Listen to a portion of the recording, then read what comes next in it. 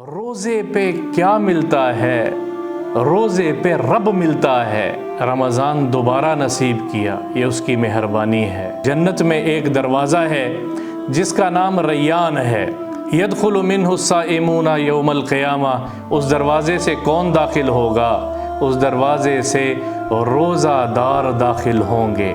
روزہ میرے لیے ہے، اللہ کہتا ہے، اور اس کی جزا میں خود دوں گا۔ قرآن کی خاص نسبت ہے روزے کے ساتھ، قرآن کی خاص نسبت ہے رمضان کے ساتھ۔ شہر رمضان الذی انزل فیہ القرآن، کیونکہ اسی مہینے میں قرآن نازل ہوا ہے۔ خاص نسبتیں ہیں رمضان کے ساتھ، صیام، قیام اور نزول قرآن اور اعتکاف اور لیلۃ القدر، 5 چیزیں ہیں جو اس رمضان میں خاص دی گئی ہیں۔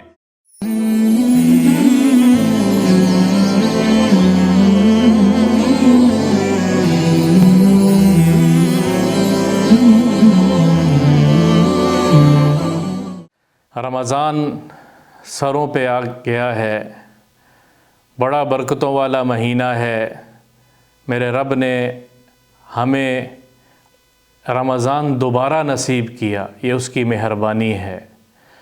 2 ہجری کو رمضان کے روزے فرض ہوئے۔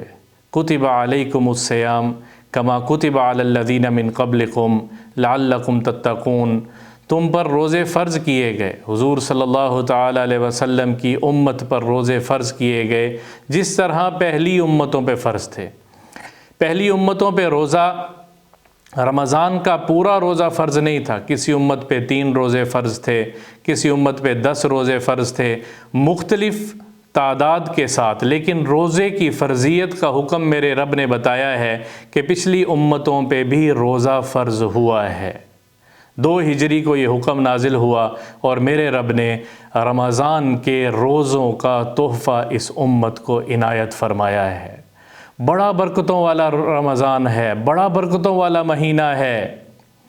اس مہینے میں میرا رب اپنی نبی کی امت کے گناہوں کو معاف کرنے کے لیے خود تیار ہوتا ہے، خود تیار ہوتا ہے۔ میرے نبی صلی اللہ تعالیٰ علیہ وسلم کے صحابی ہیں سہل ابن سعد رضی اللہ تعالیٰ عنہما، وہ فرماتے ہیں حضور صلی اللہ تعالیٰ علیہ وسلم نے فرمایا ان فی الجنت لبابا یقال لہ الریان، جنت میں ایک دروازہ ہے جس کا نام ریان ہے۔ یدخل منہ الصائمون یوم القیامہ، اس دروازے سے کون داخل ہوگا؟ اس دروازے سے روزہ دار داخل ہوں گے۔ لا يدخلہ الا الصائمون، اس میں سے روزہ دار کے علاوہ کوئی داخل نہیں ہو سکتا۔ پھر قربان جائیں آقا سرور صلی اللہ تعالیٰ علیہ وسلم کی ذات پر، فرمایا جو اس میں سے داخل ہوگا یشرب، جنت کا پانی پیے گا، اور جو اس جنت کا ایک دفعہ پانی پی لے گا لا یظمأ ابدا، اس کے بعد پھر اس کو کبھی پیاس نہیں لگے گی۔ دنیا میں روزے کی حالت میں پیاس کے برداشت کرنے والوں، غور سے سنو کہ میرا رب جنت میں داخلے کے لیے ایک دروازہ خاص کر رہا ہے، اور پھر وہاں پانی جنت کا پلا رہا ہے۔ کیا پانی اور کیا وہ شربت ہوگا کہ جس کے پینے کے بعد کبھی پیاس نہیں لگے گی، دل صاف ہو جائے گا، کبھی پیاس نہیں لگے گی۔ اور یہ روایت امام بخاری نے نقل فرمائی ہے۔ روزہ اتنی بڑی چیز ہے۔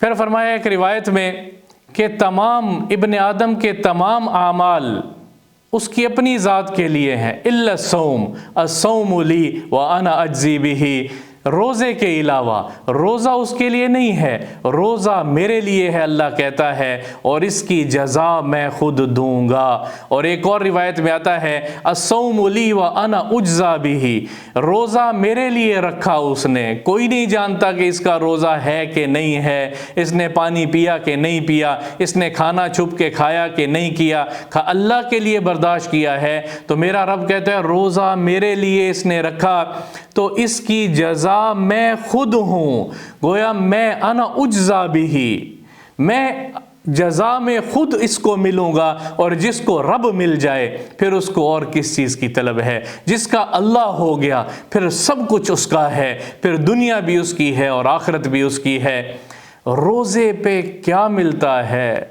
روزے پہ رب ملتا ہے، اور رسول اللہ صلی اللہ تعالی علیہ وسلم فرما رہے ہیں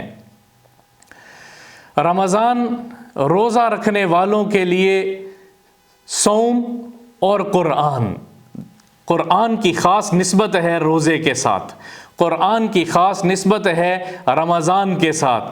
شہر رمضان الذی انزل فیہ القرآن، کیونکہ اسی مہینے میں قرآن نازل ہوا ہے۔ انا انزلناہ فی لیلۃ القدر وما ادراک ما لیلۃ القدر، اسی مہینے میں لیلۃ القدر میں قرآن کو نازل کیا ہے، یہ اللہ خود کہہ رہا ہے۔ روزہ کل قیامت کے دن روزہ رکھنے والے روزہ دار کے بارے میں اللہ کو کہے گا شفعنی فیہ، میری شفاعت قبول کر، اس نے بھوک کو برداشت کیا تیرے کہنے پہ، اس نے پیاس کو برداشت کیا تیرے کہنے پہ، اب میرے کہنے پہ تو اس کے لیے جنت کا فیصلہ کر دے۔ تو اللہ تعالیٰ کہتا ہے میں نے تیری شفاعت اس بندے کے حق میں قبول کر لی۔ اور دوسری چیز روایت میں آتا ہے حضور صلی اللہ تعالی علیہ وسلم نے فرمایا قرآن بھی شفاعت کرے گا اور کہے گا کہ میرے لیے میں شفاعت کرتا ہوں اس بندے نے قیام اللیل میں کھڑے ہو کے تیرے سامنے تراویح میں قرآن سنا ہے، کسی نے سنایا ہے، یہ رمضان میں قرآن کثرت سے پڑھتا رہا ہے، اس نے مجھے پسے پشت نہیں ڈالا، اس نے مجھے بھولا نہیں، اس نے مجھے یاد رکھا ہے، تو فشفعنی فیہ، پھر اس کے بارے میں میری شفاعت کو قبول کر۔ روزہ اور قرآن روزہ دار کو اور قرآن کی تلاوت کرنے والے کو اپنے ساتھ جنت میں لے کر داخل ہوں گے۔ خاص نسبتیں ہیں رمضان کے ساتھ۔ روزہ اس رمضان میں صیام، قیام اور نزول قرآن اور اعتکاف اور لیلۃ القدر، 5 چیزیں ہیں جو اس رمضان میں خاص دی گئی ہیں۔